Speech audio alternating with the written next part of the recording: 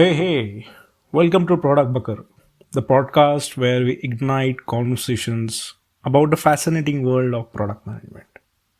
I'm your host Rishi, and each episode we will be delving into insightful topics, sharing practical wisdom, and exploring the dynamic landscape of building great products. So get ready to stir up your product thinking and let's begin. Today, we are diving into something that sounds boring but is actually a superpower if it is done right. And the topic is user research. So, before you roll your eyes, hear me out. A lot of product managers think that they know what users want. But unless you're actually talking to your users, you're not building a product. You're just guessing. And sometimes you might be right and sometimes you might not. So today in this episode, what we'll cover is what is user research and why it matters. Popular and battle tested techniques. And some real examples, including how giants like Apple, Google, OpenAI, and Tesla do it differently. The key takeaways for you as a PM or a stakeholder, or for that matter, even designer. So let's dive into today's episode. So, very first thing, sometime you as a product manager, you might be asked this question: why user research is non-negotiable? So imagine launching a food delivery app in your city, but never talking to a single person there. No idea if they prepare local joints, fast delivery, or health conscious meals. That's what building without user research looks like: risky, tone deaf, and expensive. So, user research bridges the gap between what we assume and what users actually need.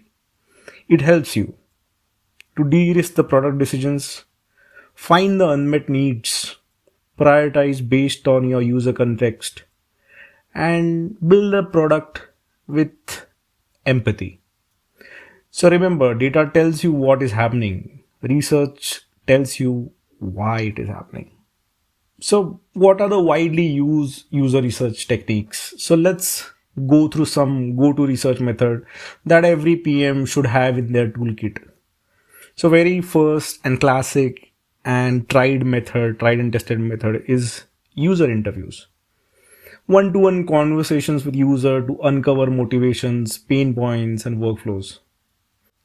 For example, a productivity app noticed that people are dropping off after day three. And after conducting interviews, it revealed that user felt guilty when they missed a day. And the solution? Add forgiveness features like catch up or no streak breaks. And retention simply shot up. Another technique is surveys, scalable and great for quantitative data. Just don't overdo these questions. And pro tip is always include an open-ended questions at the end like what's the one thing we could do better? Another one is usability testing. Watch users interact with your product. Let them talk through their process. You will learn more from these five testers than 500 different data points. One more I can talk about is diary studios. Users log their behavior over days or weeks, and these are great for longitudinal insights. For example, a health tracker used this to understand morning routines and found people didn't want more features, just faster access to the fewer features. And the fifth one is field studies, contextual inquiry. So you observe the user in their natural environment, great for B2B tools or physical product hybrids. And I've just briefly talked about these. These are chapter lessons and workshops and in depth workshop by itself. It will take days just to explain one technique. So I'm just trying to cover at a very high level. You can go back and do your research and find more about these techniques. And if you have any questions, you can always write it back to me. This was about the regular techniques, but how the tech giants are doing it. So now let's peek inside the playbooks of some heavy hitters. And very first company is Apple. Apple is obsessed with the human factors. They use observational research, watching how people interact with devices without guiding them. Ever notice how intuitive Apple's physical gestures are? That's years of testing, watching, and refining it. They also prototype insanely early, even things like how clicking buttons feels. Another company is Google. Google scales user research like nobody else. They use rapid iterative testing and evaluation. That's right. Test, tweak, test again, all in one day. They also leverage A B testing at a scale with millions of users, but they always pair it with qualitative insights from the smaller studies. And the company which is shaking the grounds of the tech canvas is OpenAI. So OpenAI, especially with ChatGPT, does something called red teaming or behavioral data analysis. They test for edge cases by having internal teams to try to break the model and combine that with structured feedback from the real users using thumbs up and down and written inputs. This is the user research at a model level and not just at a interface. And another radical company is Tesla. Tesla famously underplays their traditional research, but don't be fooled. Their approach is sensor based behavioral research. They don't ask user what they do.